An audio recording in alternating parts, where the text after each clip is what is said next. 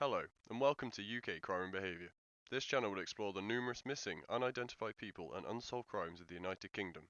As we progress, we will start uploading more videos to do with other UK crimes. Thanks for watching, and it's a pleasure to have you here.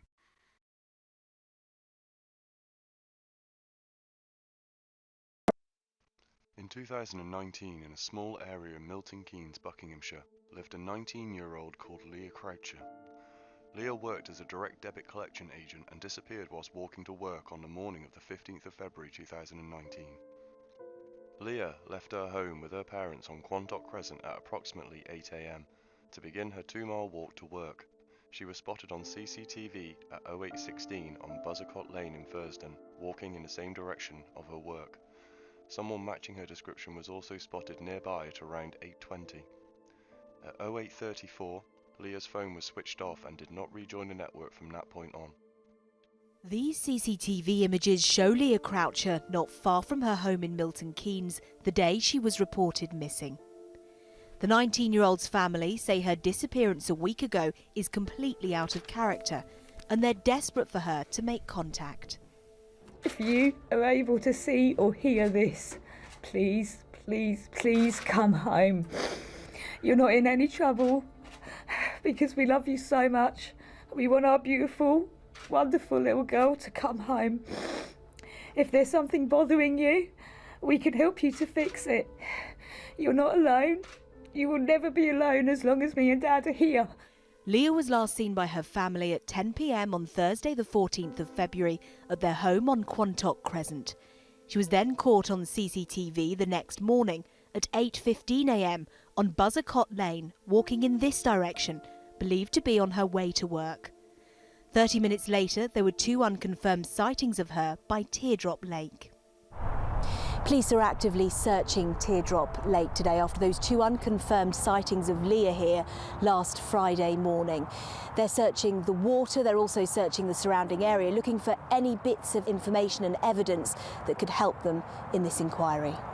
Police have not only been using divers, but have also knocked on 4,000 doors in the area, gathering information. Since she was last seen, there's been no use of her mobile phone, she hasn't accessed her bank and she hasn't used social media. Again, this is really unusual for Leah. We'd encourage anybody who has seen Leah, who has spoken to Leah, who knows people who have spoken or seen her, or anybody who's got any information whatsoever, then to come forward, no matter how small they think that bit of information might actually be. As police try to piece together Leah's movements last Friday, searches of the area continue. They're giving out leaflets in Milton Keynes this weekend in the hope of finding new leads in the investigation. Catherine Nash, 5 News. Timeline.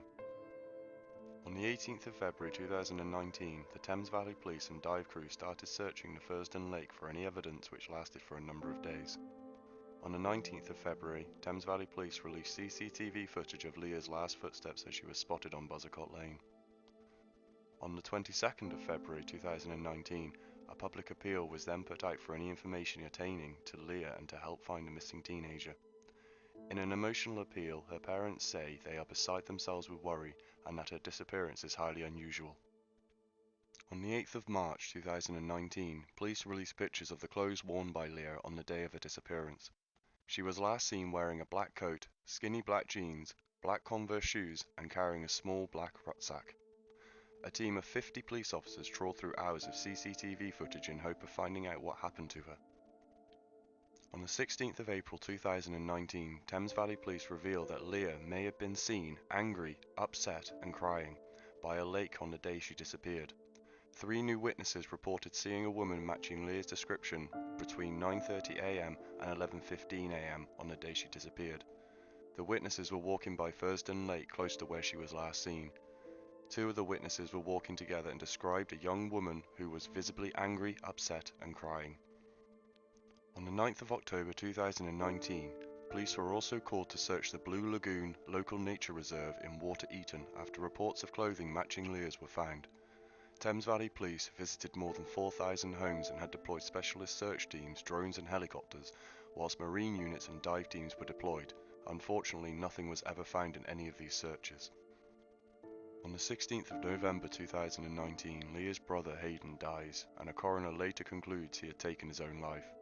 They believe that the ordeal of dealing with his sister's disappearance was one of the reasons cited at his inquest that year. For now, the case went cold. On the 14th of February 2020, on the anniversary of the disappearance of Leah, an initial reward of £5,000 was doubled to £10,000 for any information to finding the missing teenager. Unfortunately, this yielded no new information. Leah's father, John Croucher, reveals he knows someone who has vital information about his daughter and issues them an ultimatum. He said, "I know for a fact there's a certain person out there that is keeping evidence from the police, and it's time for him to give it up now. A year of withholding information, it's not on anymore."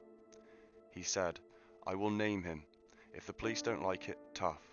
I will name him if he doesn't come forward soon with the information they need."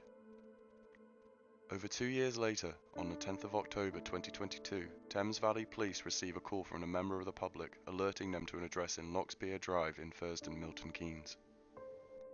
On the 12th of October 2022, Thames Valley Police informed media that they had found Leah's rucksack and personal possessions at a property on Lockspear Drive in Thurston, a stone's throw away from where she was last spotted by CCTV and less than a mile away from her home. There, police found human remains in the loft of the property, which would need to be analysed by forensics. Police also announced that they would be conducting a murder inquiry, although formal identification of the remains had yet to be complete. On the 14th of February 2022, Thames Valley Police identified a convicted sex offender, Neil Maxwell, as their main suspect. He was the only person with access to the house at Lockspear Drive at the time. Sometime in April 2019, 2 months after the disappearance of Leah, Neil Maxwell hung himself in a block of flats near the town's Campbell Park. And finally, on the 21st of October 2022, the remains that were found at the property of Lockspear Drive were confirmed to be Leah Croucher's. Neil Maxwell. Not much has been reported on Maxwell's life, but what we do know is the 49-year-old worked as a maintenance man for the homeowner at Lockspear Drive, who lived abroad. At the time of Leah's death, he was wanted in connection with a sexual assault in Newport Pagnell in November 2018. Maxwell was a prolific sexual predator who damaged and ruined the lives of people around him. His arrest sheet is littered with sexual offences stemming back from 1998. Here is a list of the offences. Maxwell's offending began in 1998 when he raped a child. He was jailed and put on the sex offenders register. In 2002, he was jailed for 4 years after being convicted of 3 sex offences against a girl under the age of 16 and for failing to notify police of a change of name and address. In 2009, Maxwell admitted raping a woman in Datchet, Berkshire, and was sentenced to 4 years and 10 months in prison. A year later, Maxwell pleaded guilty to the sexual activity with a child and received a 6-month sentence to be served concurrently with the previous sentence. In February 2018, he pleaded guilty to sexually assaulting a woman in Milton Keynes and was sentenced to 200 hours of community service after serving time on remand. He evaded arrest 18 times by using fake identities and moving around the UK while on the run from 2018 to 2019. A former girlfriend of Maxwell revealed he had a sinister character after he was named by police. She described Maxwell as controlling and said he had groomed her and took advantage of her. She said, "He is well known in the area for trying to pin down girls and force himself on them. Eventually, everyone just kept away from him." She continued, "He was a deeply sinister character. It's horrible that he did this to Leah, but to be honest, I'm not surprised in the slightest." Maxwell was a clearly disturbed man with how long he had been offending. It's likely that if he hadn't have killed himself or been arrested by police, he would have continued his sexual assault across the United Kingdom. Many questions are still to be asked. For instance, why was someone with such a long list of sex offences allowed out of prison and able to walk the streets freely?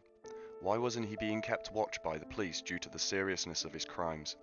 Why wasn't he kept in prison as a public danger after sexually assaulting a child?